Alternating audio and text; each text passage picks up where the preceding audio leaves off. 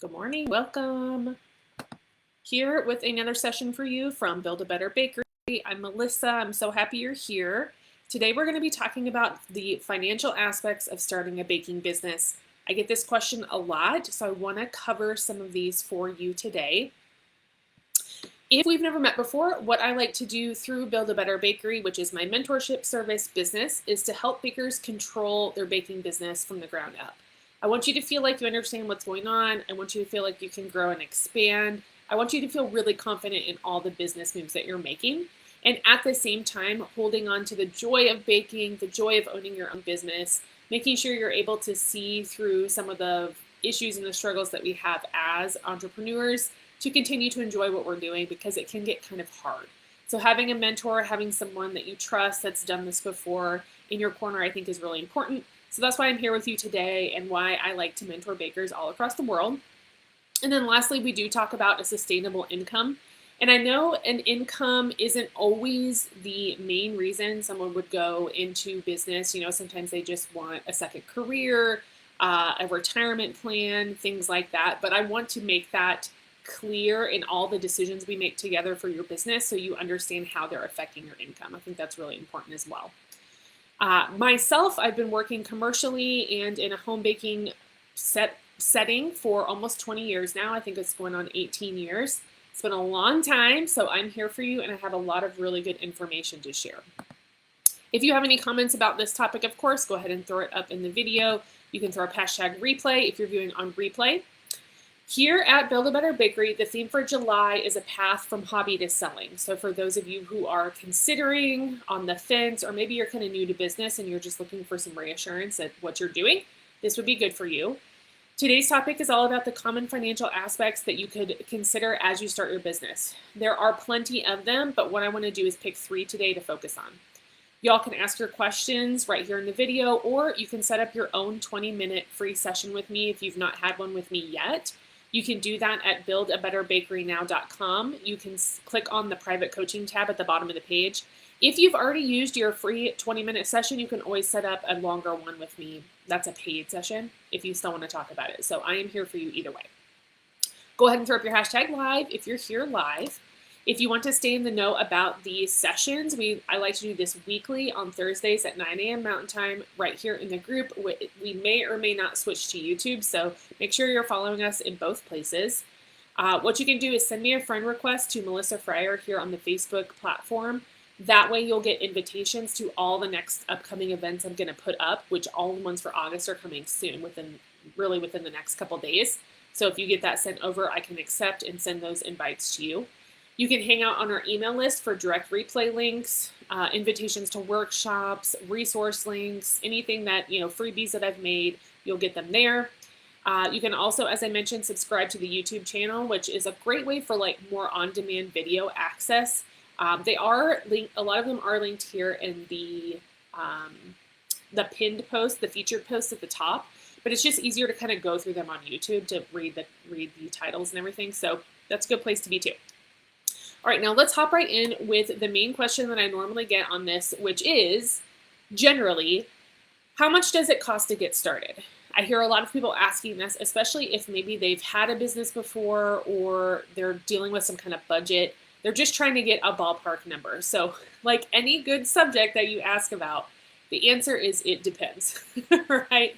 So it's really hard just to say, hey, it takes $2,000 to start. It's going to be different for everyone. I'm going to cover some of those specifics in just a second when we start talking about, a lot of it has to do with your location and of course what it is that you want to bake.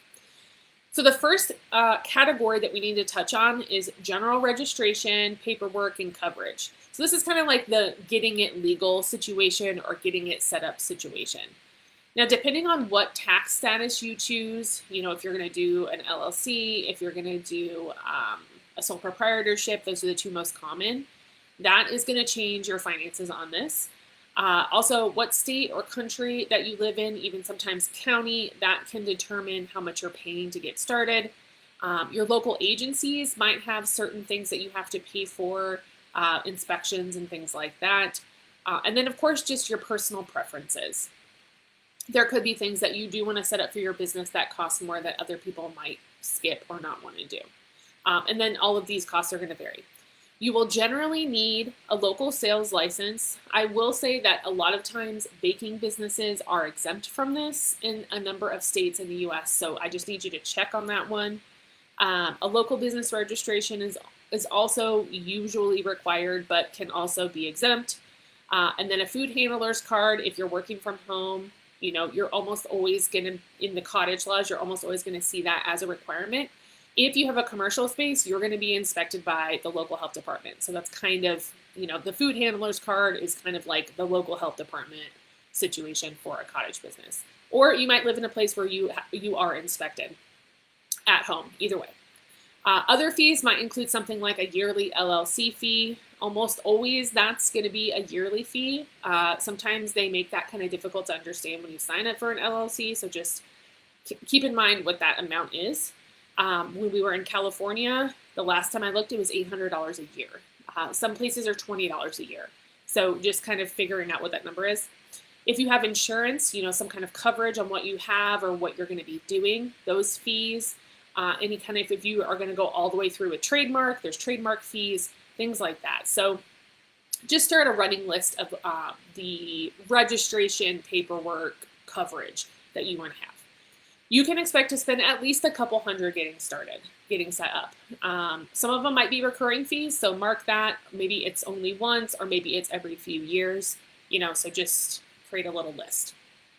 Okay, the second topic, or the second category of costs that you could look at would be tools and equipment. This is going to vary depending on what you're doing, of course, and where you are baking. Are you going to be commercial, or are you going to be cottage working from home? You will likely spend less on equipment in total when baking from home, but usually this is due to the space, making the size of the equipment smaller, and there are also some issues with cottage laws saying that you can't have commercial sized equipment in your home. I don't know why they say that personally, but that could mean that you're spending less because you're purchasing non-commercial or smaller equipment. I do suggest, whenever possible, to get the commercial tools and equipment because they're just made so much better. They last longer, they rust less, which can be important, and they tend to just be sturdier. Are they going to be more expensive? Sometimes, not always. Sometimes. They're not going to have the frills. They're not going to be like the pretty pretties. They're going to be workhorses, which I really do suggest getting that type of situation set up. You can expect, again, to pay at least a few hundred to get started. It's going to vary widely. I know everyone makes something different, but we want to keep in mind that things can get expensive quickly. So definitely setting a budget or having a list before you go shopping, that kind of thing. As an example, a bread oven that I've been looking at recently for sourdough is $5,000. Just, an oven. Whereas if I was going to go buy another commercial cake pan set that I use Magic Line. I just looked it up. If I was going to go buy another set, it's $50. So there's a lot of difference in, whatever it is you're trying to do and how much you're going to spend. If you plan to bake commercially and are going to take out a loan to get started, which is really common, make sure you get with me or another mentor or someone that can help you with this, because I want you to estimate your costs as closely as possible to what's actually happening. That's going to be tied to your floor plan, your space, what you're making, etc. So I want it to be a really thorough list so that you can take out enough to cover the right equipment and you're not stuck under all of these, these bills up front that you weren't really expecting, or the cost that you weren't expecting. So just to note that sometimes that can be an issue.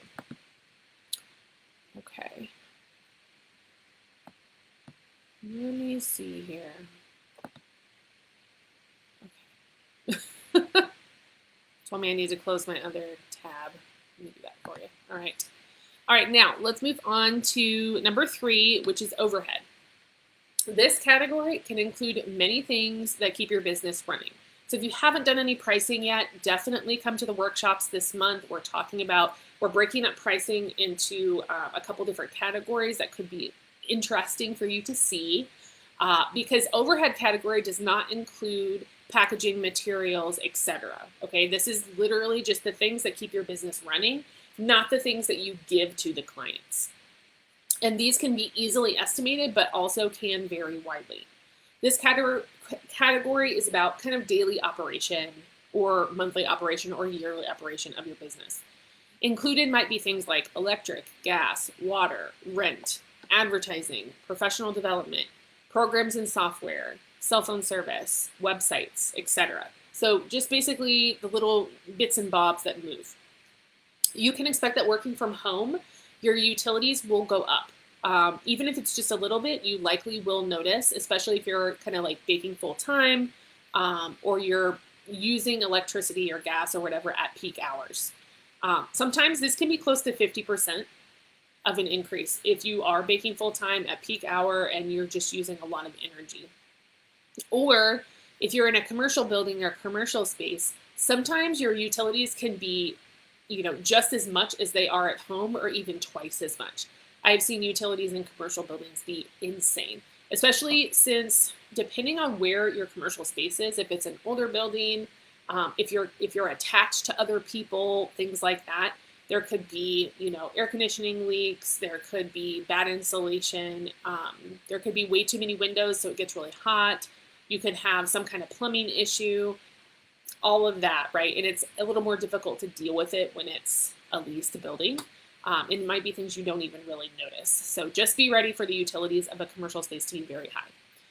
Advertising, this is something I do suggest, but maybe it's not going to be the first thing you want to do. I see a lot of newer business owners going right into this, which I think is probably smart. Just getting with someone who knows about advertising and marketing, talking to me first, getting with someone so you get, when you start off with your advertising, it's actually making an impact. This can range from maybe just $5 a day. A Facebook ad could just be $5 a day, or hundreds or even thousands a day, depending on what you're doing. So that is a very big range. Professional development, I get a lot of questions about this. Do you have to advertise? Do you have to have professional development? No, but these are the inner workings of how your business is going to grow and expand and how you're going to support what you're doing on the back end. This might be, the development side might be something like the monthly workshops with me, a little bit invested for a big return. It could be online courses like the ones that I make. You purchase it and then you go through it at your own pace. It could be local classes that you're taking. Maybe there's a culinary program and you want to learn how to make pastry, so you're going to go sign up for that. Anything, right? So this could range from something like $20 for the workshops we do to thousands of dollars for like a pastry class. That's a really big range. But I want you to be thinking about that as a cost because you're going to likely be putting money back into that soon. Programs and software, this is kind of like Flowdesk for email, which is the email service provider I use and recommend. It could be something like QuickBooks to help keep your finances in line, things like that. So anything, I use Canva, that's another example. Zoom, I pay for this kind of stuff monthly. So just having that marked in of how much, either annual, monthly, that kind of thing, so you can get an estimate. You definitely want to have a running tally because things will fluctuate. Of course, utilities specifically is a big one that's going to fluctuate. But you want to get some kind of estimate. And even if you're moving into a new space or even a new home and you're not exactly sure, sometimes you can get past billing information of just estimating of how much things are. So let's say you're looking for a commercial space. You're going back and forth between two spaces. If you could get the estimated utilities on both buildings, you might have a better idea of long-term, how much is it going to cost me to do this? One building might be newer and be half the cost or have solar or something like that. So that is definitely something to be thinking about. To recap, the 3 most common areas of cost for a solo entrepreneur starting a business would be the registration and the basic legalization of whatever it is you're trying to do. Tools and equipment, and it's going to vary for everybody, but getting a really good list based on your the space you have provided, the products you want to make, the commercial level build of everything, getting a whole list of that. And then, of course, overhead, which, again, varies, but you can do a little bit of digging to get some estimated numbers on that as well. If you're in the process of getting set up, and you want to check all the boxes. Let's say you just want to make sure you're feeling good about everything, or maybe I do talk to people who are on tight budgets and they're looking for an insight, not necessarily of how to cut corners, but how to just do it on the cheaper side so that they can get started without as much invested income or invested money. If you're in either of those situations, or you just feel like you need to talk to somebody about this, definitely set up your call with me so we can go through what you need and the numbers together. You can do that free 20-minute call if you haven't done that yet, or if you want like a full-on 90-day plan or a full-on strategy call where we talk for an hour, those are on there as well. You can choose those instead if you'd like. Let me double check. All right. I'm not seeing any comments on this just yet. So if you have any, throw them up there for me. If you could use our mentorship services, I have a couple other military spouses who help me out in our group program. Myself, I do offer private calls. The group program, which is the Elite Mentorship Program, you get free entrance into our monthly workshops, and you get weekly open coaching sessions, and you get special mentorship content that's only within that group. That covers lots and lots of information from business to design to advertising, organization, photography. We go over a ton. And there's on the website, you can see kind of a breakdown of what we like to cover in there. We also have the online courses, so they're at your own pace, and you have lifetime access to the content, so that is a good one. They almost always come with some kind of, discounted product at the end that you might have needed anyway, like contracts, other courses, things like that. And then also downloading the contracts and the paperwork that are in our shop already. Partnership contract, business template, business plan templates, things like that are made specifically for bakers by bakers so that you can use them right away and you really don't need to change a ton about it. So you can head over to the website to check everything out. That's buildabetterbakerynow.com. I really hope all this information was helpful for you today as you start thinking about the financial aspects of starting your business. We will be back next Thursday for the first session of our August topic. So it's 9 a.m. Mountain Time. I'm going to be announcing what that is soon, probably in the next couple days. So you can check the events section.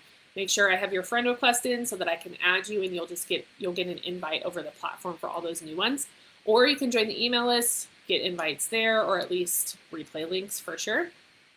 I hope you all have the best day. And we will see you next week, and I hope to be able to support you soon. Okay?